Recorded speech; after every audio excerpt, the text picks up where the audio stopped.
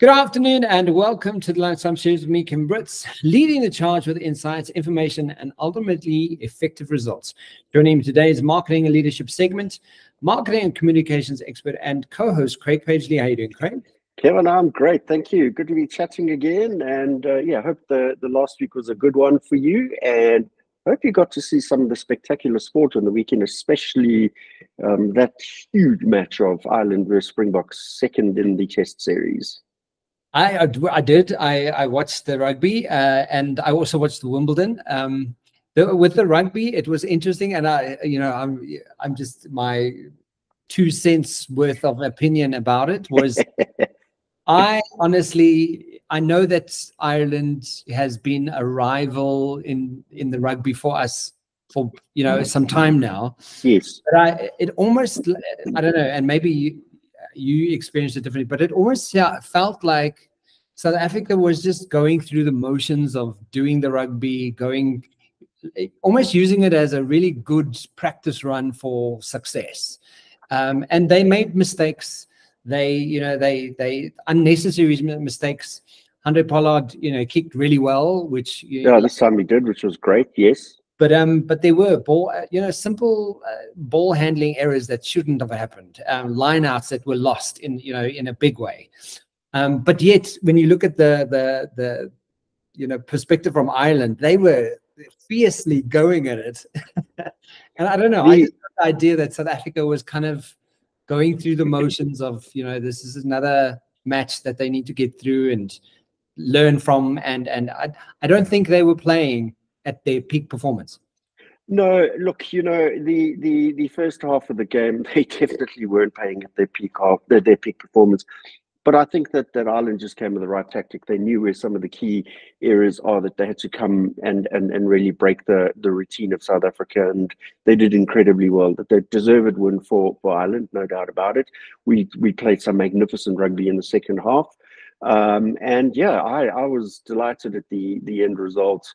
I really thought it might have been a bit more that the Irish would win, but from the beginning of the game, I was, before the game even started, I called out to my mates and said that it would be an Irish win. They're not a team that will rest in their laurels in any way whatsoever. They would come to at least at minimum square that series, and damn well done, Irish. Absolutely. But also, Craig, the Wimbledon was pretty spectacular. The women's singles, I wasn't blown away with their performance. It wasn't, the finalists were it's very difficult to say her name, Brejikova and Pauline, and they're not very well known, but it was a solid kind of final, which I appreciated. But Alcaraz and Djokovic men's final. Alcaraz is only 21 years old. Old, and won over £2 million for Wimbledon's final. Wow. So, at 21 years old, you kind of go, that is, and if you watch the expertise and the capacity of why they're at that level, the placements, the energy, every single shot is hit with precision and expertise, and you can see why Alcaraz is currently the reigning champion, because even at 21 years old, he did stuff on that court that nobody anticipated, and that's brilliant against Djokovic. That is amazing. It was an absolutely amazing final for Wimbledon. So and that goes down to strategies. The two obviously had different strategies, and he just executed his better. But Djokovic is also from his history, he's played in around. I might get the numbers wrong, but from what they were saying is he's played around 10 finals at Wimbledon before. Wow! I mean, you kind of, so playing. I think Alcaraz going into this, the mindset and the precision on every single thing he had to do, and the studying that behind understanding your opponent, and especially if it's Djokovic, you need to. I'm sure him and his team were, exhausted by the time they were done by this. Yeah, I'm sure. It was just phenomenal tennis. I unfortunately didn't get to see it, but yeah, the rugby was my priority.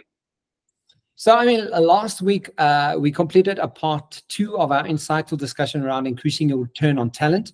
Before we kick off today's show, please give us a bit of a reminder of what we did discuss considering the development of their talent strategies.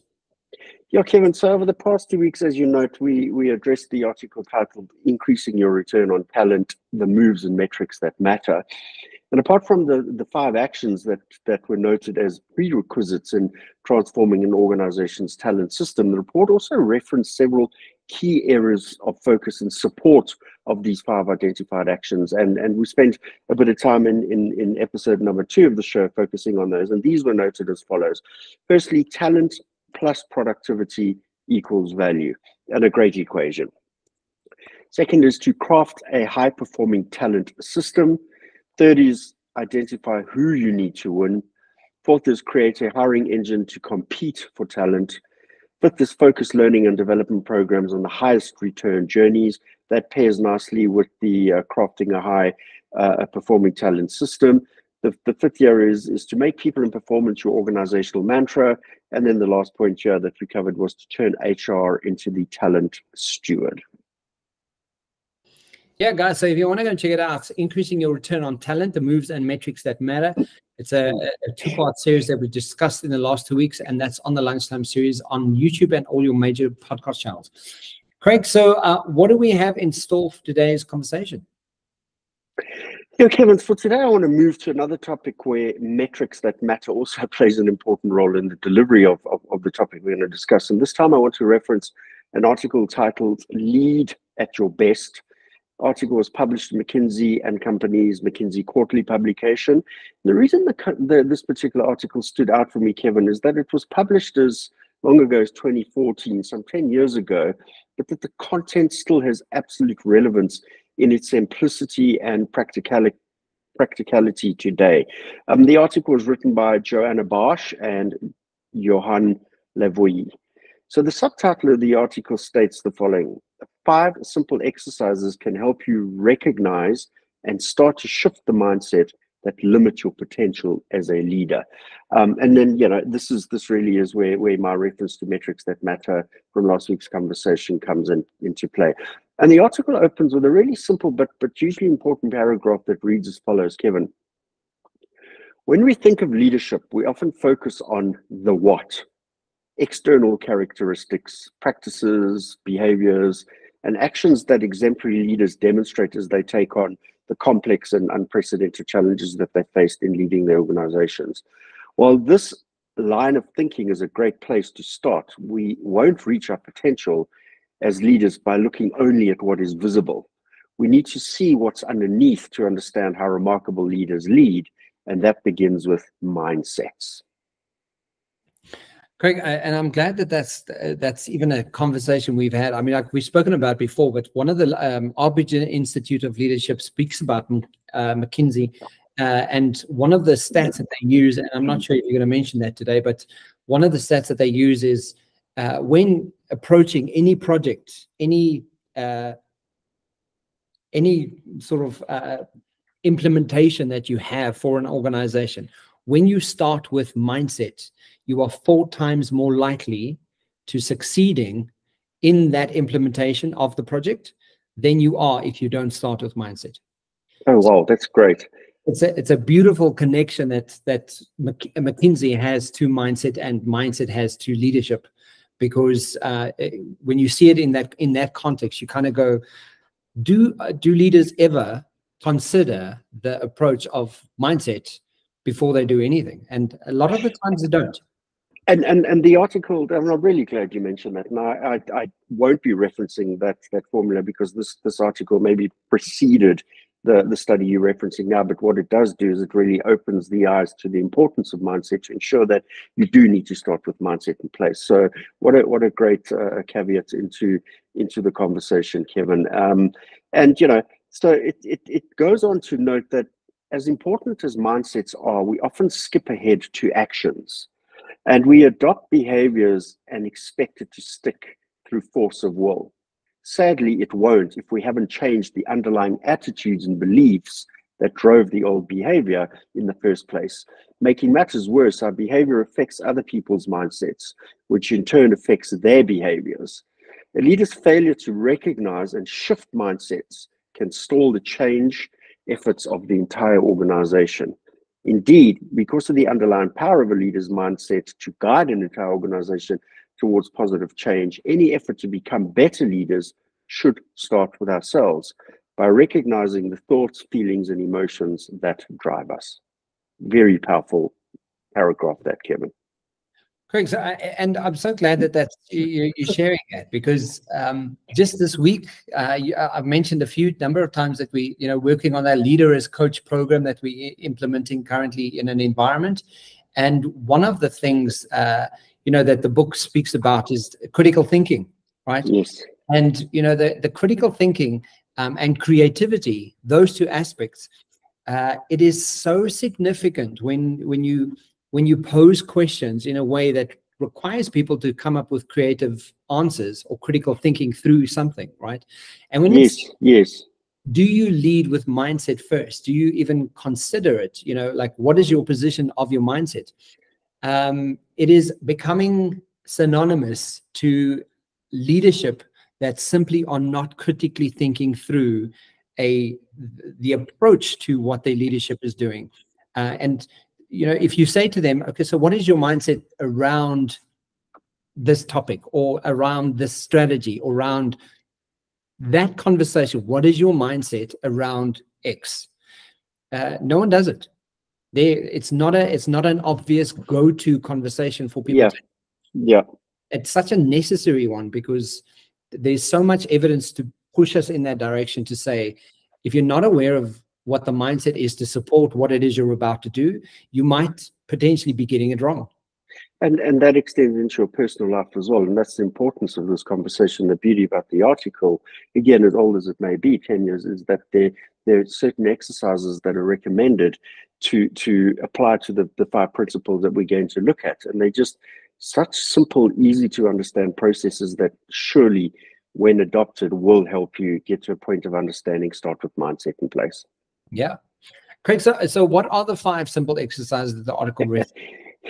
Okay. Yeah, Kevin, just to set some context again, the article is actually an adaptation from the co-author's book titled Centered Leadership, Leading with Purpose, Clarity, and Impact.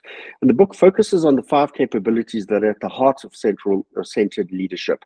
And it notes the following. When understood, these capabilities can help you become more aware of your mindsets, enabling you to make deliberate choices about the mindsets that best serve you in a given moment, and learn through practice to shift into them without missing a beat. That allows new behaviors that improve your ability to lead at your best to emerge naturally. And the 5 capabilities are listed as follows: finding meaning at work, converting emotional reactions into opportunities. I really like that point.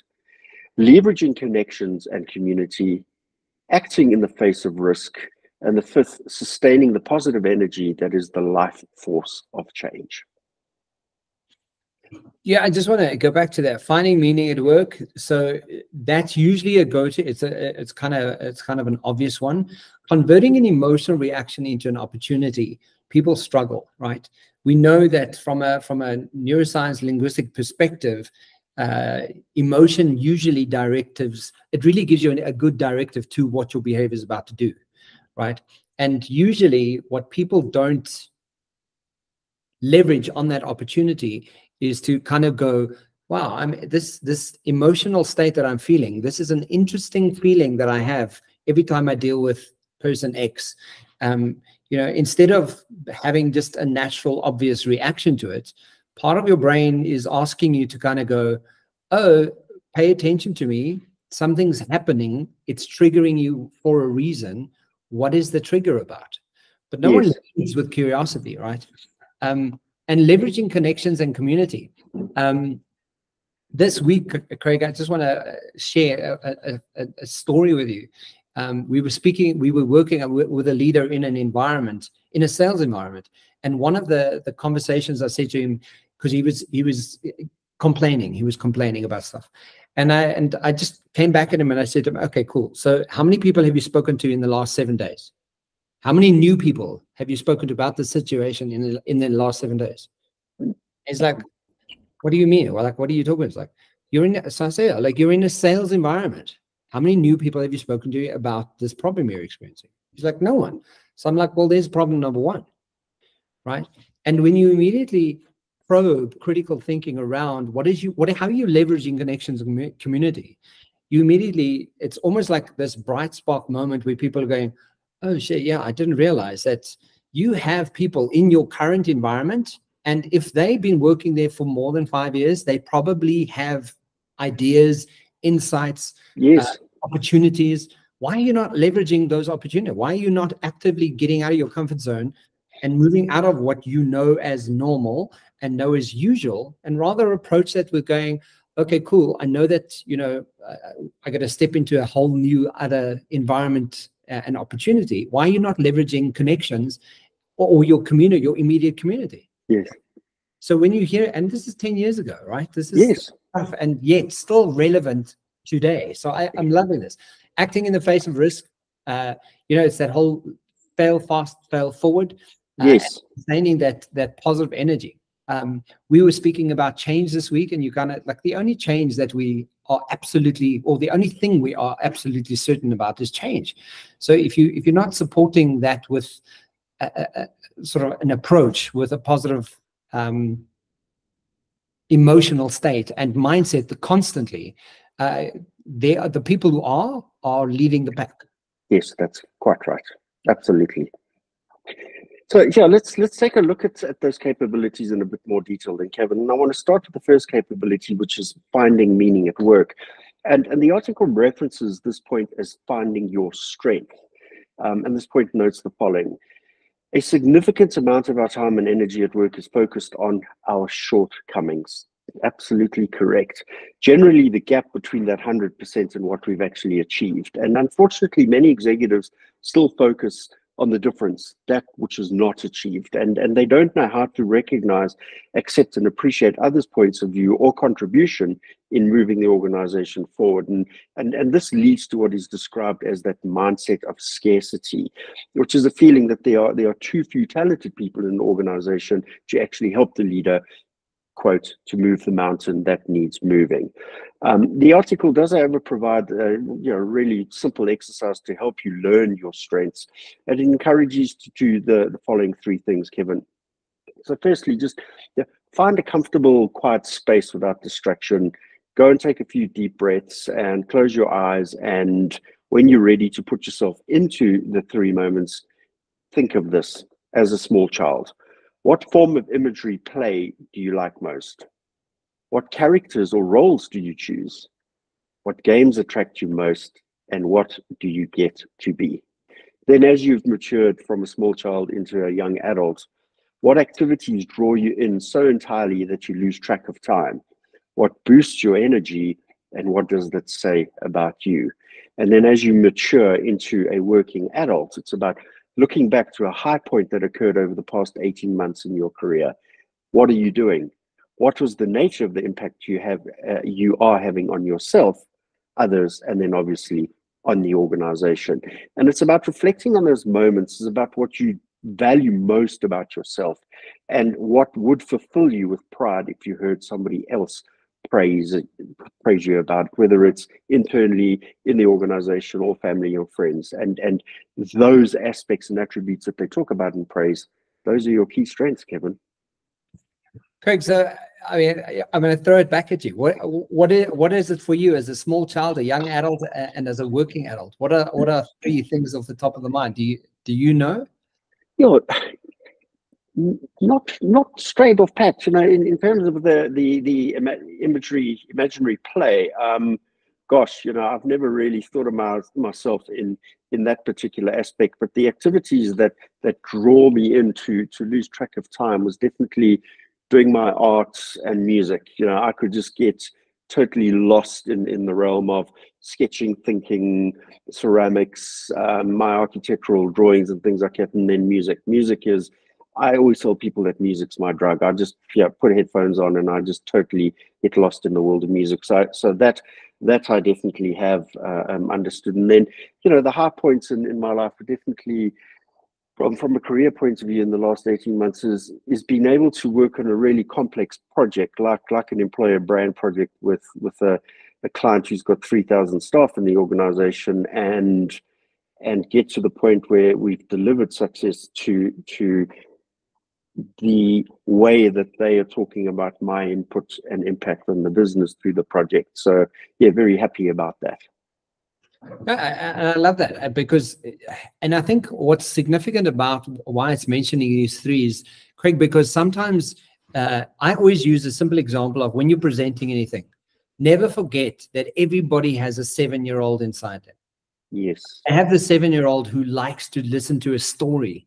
So if you're going to share great conversation and great presentation with people, tell them a story, right? And it relates back to that as a child, because for me, dreaming, a big thing about dreaming. Yes. As a young adult, it's even as a young adult, I was very curious about why people's heads behave the way that, or decisions they do. In the last 18 months, I'm kind of going, I dreamt up not dreamt. I created a program, a process. I've implemented it in a large corporate environment. And today, currently, as we speak, are seeing results that even I didn't anticipate. Yeah. And you're kind of going, well, that might be exactly what my strengths are, right? I'm playing right into it. I love it. Awesome. And I really like the sort of the end point there is about reflecting on those moments and really asking yourself what you value most about yourself and what would fill you with pride if others had said it. A really lovely point of reference. And again, take that into your personal life and do a bit of a navel gaze, look in the mirror to see if there are any positives coming out of that. Moving to the second, yes. Sorry, just on that point, another thing, just a second add to that reflecting moments. I think I've mentioned it before. Google runs a wonderful campaign called #IamRemarkable. And the slogan to #IamRemarkable is, if it's factual, it's not boasting. And when you hear it in that context, you kind of go, oh, wow, yeah, I'm a published author. I have a podcast and I'm a podcast host. I'm a public speaker. All of these things are facts. These are things I factually do. I've done, I'm currently doing, I'm actively involved in.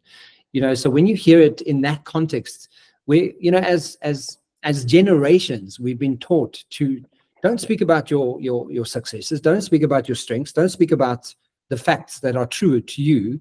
The fact is, you're a strategic mind that's currently worked on an international brand just in the last 18 months, and you've steered and helped direct how a brand puts information out into the world. Like that's a really big deal. Like that's not boasting, that's just fact. Kevin, it beckons the conversation that I had 2 days ago with the CEO and MD of a really well-respected organization, where they just said, does LinkedIn really matter anymore? Because it seems to be just about the big brag and boast. And I leant in and I said, I get a sense of that at times as well, where it's lost a bit of its, it was a great place for connections and a great place for knowledge sharing and building capacity to support each other and things like that. And it has become a bit of a, almost taken Facebook into a business realm, and I did this, I did that kind of thing.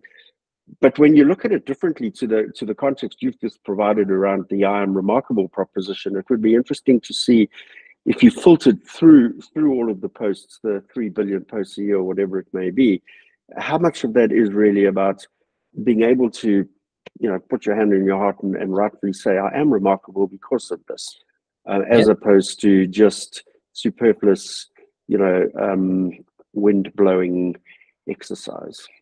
Well, and also, ego is a wonderful thing, and people like the ego stroked, right? So it's also in how you language information and how you deliver information. Yes, I like that reference very much so. Come across and say, hey, look at me, you know, look at me, look at what I'm doing. And yes, I'm going to make a generalization. Americans do this really well. I have a lot of Americans on the show, and they are actively, their approach to succeeding is to promote how well they do what they do, right? Yeah. When you hear it in the context, especially in the coaching capacity or expert capacity, they'll tell you how good they are. They'll tell you what they do, and this is what we do, and this is how I've done it, and this is the success I've had. And it's almost a natural way of flow for them to sell their businesses and their abilities, right? Where in the South African context, we're still very skewed and shied away from, you know, what does that sound like? So there's a very fine line, but there is. But at the same time, you know, we're living in a world where there's so many competitors in the same space. You know, a professional service of niche positioning in the past is now quite commoditized. So, you know, more and more organizations and individuals are needing to articulate that and try and elevate themselves above the rest. So, you know, maybe that isn't necessarily bragging, and it is about just having the rights on the back of your remarkability and remarkableness is to actually be able to, you know, put it out there a bit more overtly and tactically than the others. But Kevin, moving to the second capability, which is converting emotional reactions into opportunities, the article references this point as practice the pause, and I'm really liking this concept. The point notes the following from the article: we all face challenges at work, impossible deadlines, missed budgets, unpleasant customers, assertive and aggressive colleagues, unreasonable bosses. When the upset caused by any of these experiences threatens something at stake for you, you are likely to experience a moment when you lean in to defend yourself. And here the article advises that instead of the fight, flight, or freeze reaction, we should rather gather our senses and pause, reflect, and then manage what you're experiencing. And the exercise that the article talks about here is, you know, reflect on what exactly it is that upsets you and still hangs over you negatively. Firstly, admit that you are not at your best. You felt fear or anger in that moment. Put yourself back in that moment, keeping in mind the metaphor of an iceberg where little is visible above the surface. Evaluate the impact on yourself. What are you doing or not doing? What are you saying or not saying? How are you acting? What effect your words and actions are having? Go below the waterline. What are you thinking and feeling but not expressing? What negative outcomes are you most worried about? Dig a little deeper below the waterline. Look at the values, your values and beliefs. What is most important to you? What belief do you hold about this situation, about yourself and about others? And go even deeper, Kevin. Examine your underlying needs. What's at stake for you here? Are you aware of any deeper desires and needs? And what you'll realize through this simple exercise is that we often create the outcomes we fear most, like losing control, not being heard, or being ignored. But by figuring out how to pause and re-engage our thinking brains, we can definitely make the shift from a mindset of threat avoidance, which is the likes of fear of loss of control, into one of learning and of getting the most out of that moment, Kevin. Very simple exercise. Craig, those questions you just spoke through is coaching 101. It literally is it's a coaching approach, and this is what is beautiful about a coaching approach is when you get to speak through thinking to this degree, because you know you want to be able to think through what are the values, what are the beliefs, what are the memories and decision-making processes that you have in place that may be skewing the version of reality that you're currently experiencing. What are the biases that you hold to be true? Are you aware of your biases? Do you have blind spots? You know, when you start evaluating your own life and your own position you hold around whatever the situation is asking of you, you really start recognizing. I mean, one of the most recent ones, as you're speaking through it, is one of the ones that I've really started leaning into is anger is a useless emotion. Yeah. We all experience it. We all have anger, you know, but it's that sentiment that anger is your own. And the moment you start kind of evaluating, I wonder why I'm so angry about X, Y, and Z, or why this person has such an impact on me. Because at the core and the essence of it is you're only responding to something that's you're experiencing. That experience is completely uniquely yours. And how you put that in your head is completely uniquely yours. So unless you're actively engaged with how that's playing out in real time, you're just debilitating your own process, right? And your own outcome. But the moment you lean into the curiosity of the very thing you're experiencing, you're suddenly leveraging your own leadership ability, your own character to a next level. And suddenly you're upskilling self immediately. And suddenly, because you're in tune and actively, intentionally involved with that process, the outcome changes. Yes. Right. And that's very often what a great coaching process looks like, is interrogating a brain and a conversation and a meaning to that degree, to understand it to that degree, because then you get a whole set of outcomes that you didn't anticipate. Yeah, so it's great. A process. Yeah, it is. Moving to the third capability, which is one you actually unpacked in a little bit of detail at the beginning of the conversation, that being the capability of leveraging connection and community. And the article references this point as forge trust. Again, I'm just loving the terms of reference here. And this point notes the following, Kevin. Senior leaders need a community of supporters to achieve their big organizational goals. And as we clearly know, communities are built through shared objective, mutual trust, and aligned value. And unfortunately, not everyone views trust in the same way. So as leaders, we must definitely learn what others value if we want to inspire trust in the organization. And by simply recognizing and embracing the difference in how people perceive trust can actually strengthen that trust. And when we're aware of our own or others' profiles, we tend to adjust our behavior subconsciously. Doing this deliberately attracts a powerful result. Why, we ask? Well, because it's in our behavior to instill trust in others. It's not our intentions. Again, apply a simple exercise to see what aspects of trust matter most to you. And for each element that they reference in the exercise, it's about scoring yourself from 1 to 7. And these 4 key components make up the trust matrix here. Reliability. I don't make commitments I can't keep. I always clarify expectations and deliver on promises. Congruence. My language and actions are aligned with my thinking and true feelings. Acceptance. I withhold judgment or criticism. I separate the person from the performance. And finally, openness. I state my intentions and talk straight. I'm honest about my limitations and concerns. And when you've scored those and you get to understand where you are on the spectrum of 1 and 7, hopefully, 5 and above, one would hope for all of them. When you shift your mindset from that trustworthy people are a scarce resource to I can actually inspire almost everyone to trust me and more, you definitely will see that community of supporters grow and concretize around you, Kevin. Craig, and I think we've many a time we've actually we've covered the importance of trust as a foundation to an organization, as an effective team. In so many facets of organizational structure, absolutely. So, and as you're speaking through apply the simple exercise, reliability, congruence, acceptance, and openness, acceptance is such a big thing. And if we look at biases and the fact that we invariably, because we're human, we have a brain, you have bias, right? Yes.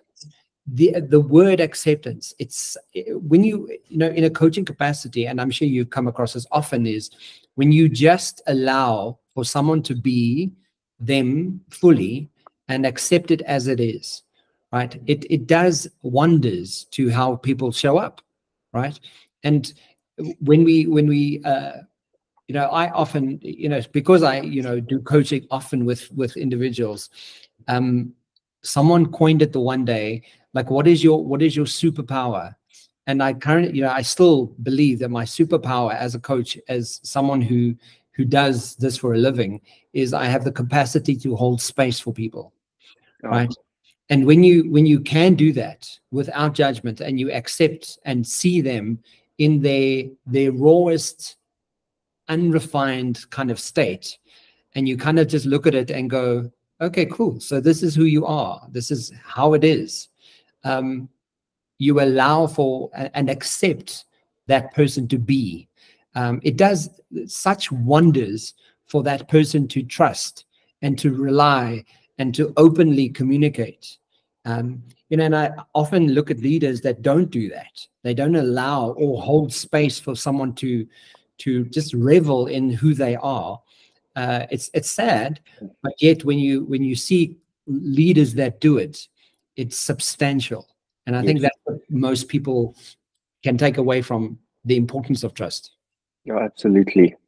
Moving to the fourth capability, Kevin, this is acting in the face of risk. And the article references this point as choose your questions wisely. And this point notes the following: what propels leaders to carry out unprecedented, audacious visions? Fear, foolishness, ambition, a sense of duty, hope. The reports and studies by McKinsey note that leaders that we admire generally use fear as fuel for action, but they favor hope. And fear is of value because it gets our adrenaline flowing. It sharpens us. It gets us attentive. It makes us extraordinary contributions, our extraordinary contributions possible. But it's easy to succumb to fear and feel overwhelmed by the downside risks. Fear, unfortunately, only spreads through an organization rapidly. And it's important to note that the counterbalance of hope, fear paralyzes. So take note of that. As the counterbalance of hope, fear paralyzes. Yeah. So how can we find the right mix of both? And again, a very simple exercise that the article references here, Kevin. And here it notes, find a discussion partner and ask that person to discuss his or her most pressing work problem with you. And this is great because it takes it deep into either manager, peer, a reporting line, or peer-to-peer group. However, first you've got to use only the questions in the guide to guide the conversation, and you'll see why, because there's a particular build to it. So start with the following sort of 6-7 questions. What's the problem? What are the root causes? Who is to blame? What have you tried that hasn't worked? Why haven't you been able to fix the problem yet? Ask those questions, talk about them, distill them. In a few minutes, stop, thank your partner, and ask for a redo. Restart the discussion using different questions instead. What would you like to see and make happen? Can you recall a time when the solution was present? What made that possible? What are the smallest steps you could take that would make the biggest difference? What are you learning in this conversation so far? So you can see just a total flip of 4 very simple questions coming from a different angle. 5 minutes in, stop again, debrief your partner about his or her thoughts and feelings during the first versus the second discussion. Then, what did you notice? What were his or her underlying mindsets and what were yours? And the first set of questions are great for solving technical problems, but often prompts defensive reactions, the piece we opened the conversation on, and leaves participants feeling drained. By contrast, practicing and feeling animated, curious, and engaged more the second time round, as opposed to being that withdrawn, defensive, and closing around yourself. So we use the first set more often, which is a reality in business. These are problem-focused questions. They work well for technical, linear issues that have right answers. However, as we move up leadership ladder and challenges become more complex, our problem-solving instincts can really lead us astray. So what we need to do is we need to develop solution-focused instincts. We need to empower, engage others, and deliberately infuse hope. And this ties in beautifully to the previous points around, choose your questions wisely, Kevin. Sorry, I'm on silent here. Craig, I love this because it's a beautiful reframe, and yes. you say, when you start off with questions like this, it elicits defense, and it can be a tactic. It can be a useful tactic when you are. The aim is to see what is the protective mechanism you have in place, right? But the reframe is beautiful because the moment you see the other side of that coin, your brain is also learning the other side of that language, right? So you're literally re-languaging information in a way you didn't anticipate. And that's what a really good coach does, but that's also what a really great leader does, Yes. right? Is they kind of, they understand that, you know, you may elicit the kind of information that you don't like right now, but as you, and, you know, from a coaching perspective, we call it the map versus the territory. And suddenly, you know, when you're looking at the map, you might just see the map, and that in itself might elicit a whole bunch of defense. But when you dig deeper into the territory and you go, okay, so let's uncover the territory, suddenly it informs you and re-languages information that you don't anticipate, right? Yes. And it comes back to the intention behavior connection. Sometimes the behavior you're experiencing is not necessarily the intention that you intended, right? So the awareness of intention versus behavior is such a significant perspective, especially when you're asking questions, right? Because you may be eliciting absolute defense the whole time, and that's not your intention. But essentially, if you're getting that kind of feedback, perhaps it is a case of going, so what would it be? You know, if you could reframe this, what would you be wanting rather? And suddenly, by just changing the intention of the question, you're eliciting different responses. So it's a beautiful tactic on reframing information. I love it. Yeah, me too. Yeah. So from that problem-focused linear approach to that beautiful solution-focused, empowering, engaging approach, definitely, something we need to be cognizant of. And then finally, Kevin, moving to the fifth capability, which is sustaining the positive energy that is the life force of change. The article references this point as make time to recover. And this really was one of my favorite 5 points here. And the point notes the following. Who wouldn't want to work in a high performance mode nonstop? Desire for achievement and competitive success urges us on, often past our physical and mental limits. For instance, professional athletes build in time to recover, but executives rarely do. Why not? The limiting beliefs are well accepted. Commitment is noticed through hard work and suffering. Only slackers take time off during the day. And that's something that is embedded so deeply in some organizations' cultures, which is so bad for the organization and the individuals themselves. But leaders need self-awareness to shift their mindset from managing time to managing and balancing energy. And the solution is quite simple. Find 10 minutes twice a day to recover, stepping back into the zone of low but positive energy to recharge. Consider 4 sources, those being physical, mental, emotional, and spiritual activities. Each of these can fuel you. Schedule recovery activities and stick to them until this is your new normal, Kevin.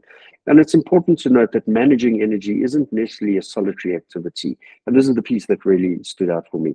It's also an opportunity for leaders to inject the recovery practice deep into the business, into the daily routines, and to teach managers across the entire organization to learn to apply the same wholesome practices for themselves and their teams.